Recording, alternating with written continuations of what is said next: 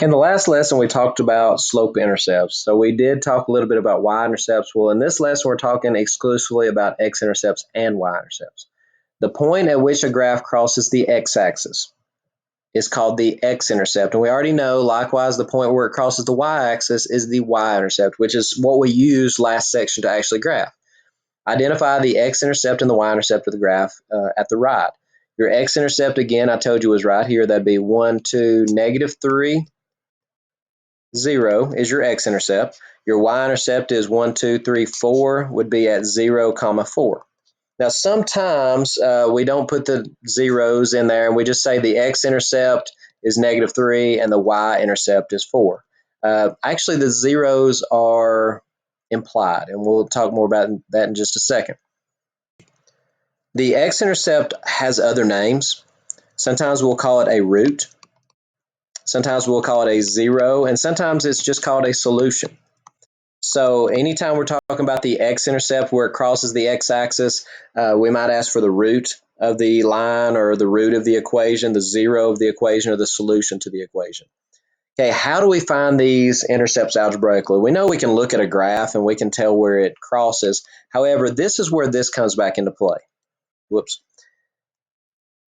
To find the x-intercept, which is what we did here, to find the x-intercept of an equation, all we have to do is set y equal to 0. Why?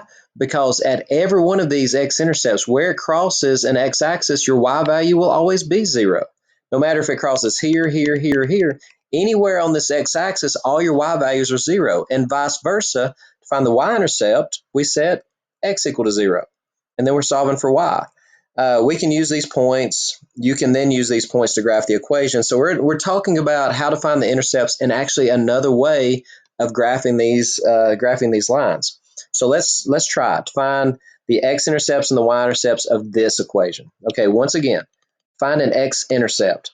All we have to do is take our equation, y equals -2x plus 5, take out the x and put in 0. So y equals -2 times 0 plus 5. Or excuse me. So to find our x-intercept, let's take our equation, y equals -2x plus 5. And to find an x-intercept, we plug in 0 for y. So we now have 0 equals -2x plus 5. We solve the equation and we're done. To get rid of plus 5, we move it to the other side by subtracting. If you have -5 equals -2x. Last step, divide by -2. And you can write the decimal form or the fraction form if you'd like. That would be 2.5. That's your x-intercept. That's where your line crosses the x-axis. To find the y-intercept, now there's an easier way of doing this. Remember that. But to find the y-intercept, we're going to take our equation and we're going to put in the place of x, we're going to put 0. So we have -2 times 0, which is 0. 0 plus 5 is 5. Now, if it's in slope-intercept form, hopefully you remember the easy way is just look right there. And that's going to be always your y-intercept. Okay, next up, we're asked to find the x and y intercepts, and then we're actually going to use these intercepts to graph. So let's try that. We know a much easier way to graph this, but let's do it this new way just to show you that it's possible. Find the x-intercept, we're going to plug in 0 for y. To find the y-intercept, we're going to plug in 0 for x. I'll go ahead and do 5 times 0 is 0 minus 1. Move your 1 over by adding. Gives you 1 equals 5x. We're going to divide by 5. That'd be x is equal to 1/5. There's your x-intercept. Your y-intercept, 0 minus 1 is -1. Now, on these problems, again, we can actually use these two intercepts to graph this equation, to graph this line. So my x value is 1/5. Now, that's going to be kind of tough because 1/5, you've got to imagine this is 0, this is 1. This thing's going to cross at 1/5. So that's going to be just slightly to the right. So about right in there is where it's going to cross. My y-intercept was -1, so my y is going to cross here at -1. Connect my dots, because once you have an x-intercept and a y-intercept, that's all you need. Now you can check that along with, that was not the best way to graph this one probably. The best way to graph this was in slope-intercept form. 5/1 is your slope. Your y-intercept is -1, so we could have done My y-intercept is -1. From there, let's rise 1, 2, 3, 4, 5, and run 1, and we would have ended up with the exact same line. Okay, number 2, let's find our different intercepts. To find an x-intercept, again, we're going to take and plug in 0 for y, so that'd be 0 equals -6/5 x plus 2. To find a y-intercept, you're going to take and plug in 0 for x. That'd be y equals -6/5 times 0 plus 2. Solve each equation. To get rid of plus 2, you're going to subtract 2. So -2 equals -6/5 x. To get rid of this -6/5, you're going to multiply. We're dividing by -6/5, so let's go to the other side and multiply by the reciprocal, which is -5/6. And you'll get that x is equal to, a negative times a negative is a positive. Cross cancel would be a 1 and a 3, and that would be a positive 5/3. Your y-intercept, super easy to find. Anything times 0 is 0, and then you add 2 gives you y equals 2. Or again, we can just look right there. So your x-intercept is 5/3, your y-intercept is 2. So x is 5/3. Or you could write it as 5/3 comma 0 is your x, and your y-intercept was positive 2. So y equals 2, or your y-intercept would be 0, 2, because you plugged in 0 to find it. So now let's plot those. 5/3, 0. So we're going to go over 1 and 2/3. That's 5/3. That's 1.6 repeating. 0, 2 is right here. Connect your dots, and your line would look something like that. But again, the better way on this one, just to give you extra practice, slope intercept, y-intercept is 2. So it's going to cross right there. The slope is -6/5.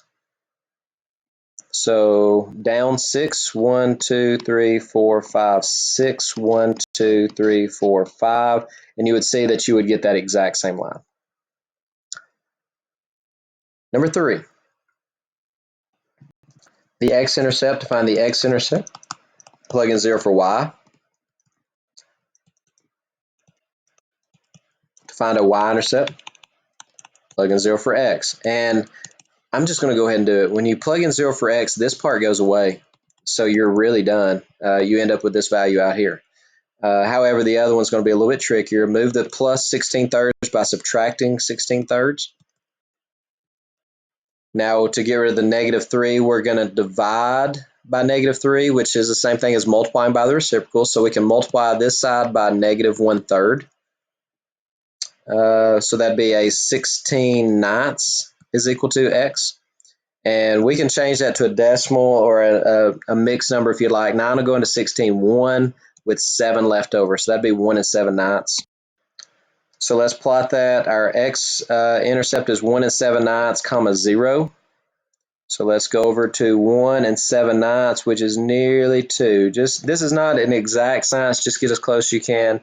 Your y-intercept is 0, 16/3. 16/3 is 3 will go into 16 5 times. That's 15, so you'll have 1 left over. So 0, 5 and 1/3. So 1, 2, 3, 4, 5 and 1/3 is somewhere right in there.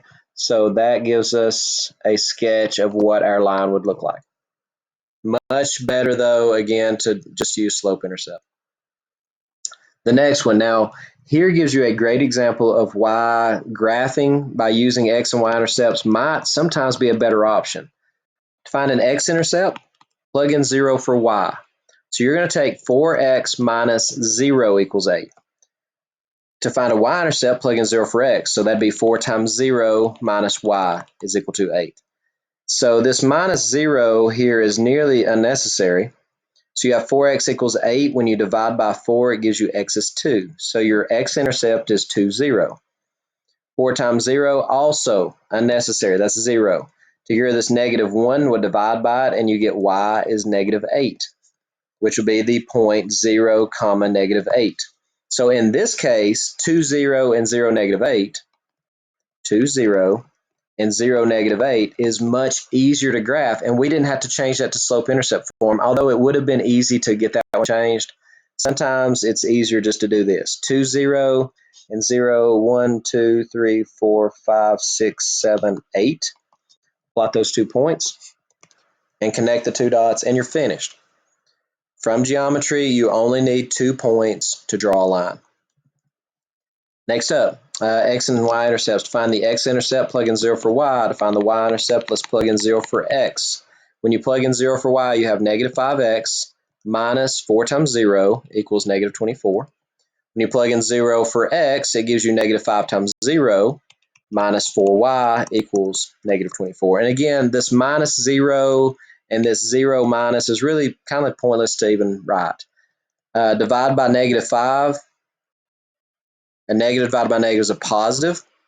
That won't reduce, but if you would like to have the decimal form or the mixed number, 5 will go into 24 4 times with 4 left over. That's 4 and 4/5, which would actually be 4.8. So 4.80 is your x-intercept.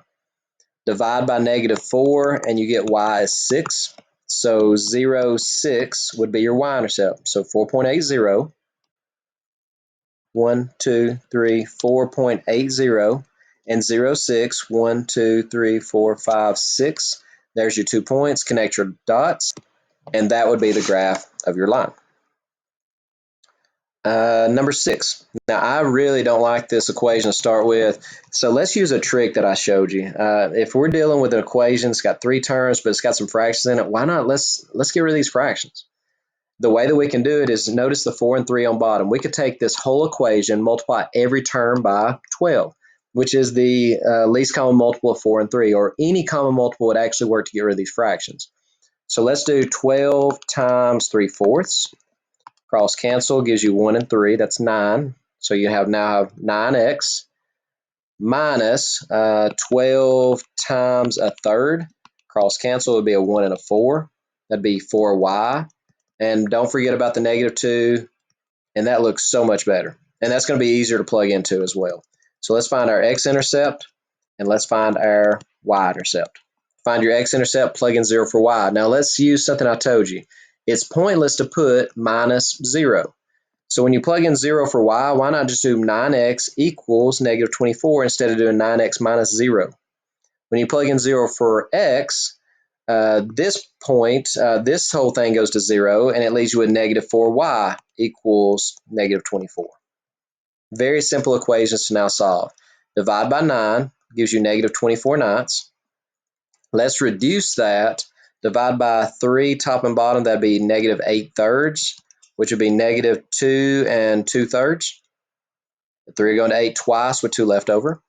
When you divide by negative 4, it gives you y 6. So your x-intercept is negative 2 and 2/3. So your x-intercept negative 1, 2, and 2/3. Get as close as you can. Your y-intercept is 1, 2, 3, 4, 5, 6. So your line looks something like this. Again, that exact same line could have been, you could change this to slope-intercept form by moving the x over, dividing everything by negative 4, and you'd have got the same answer.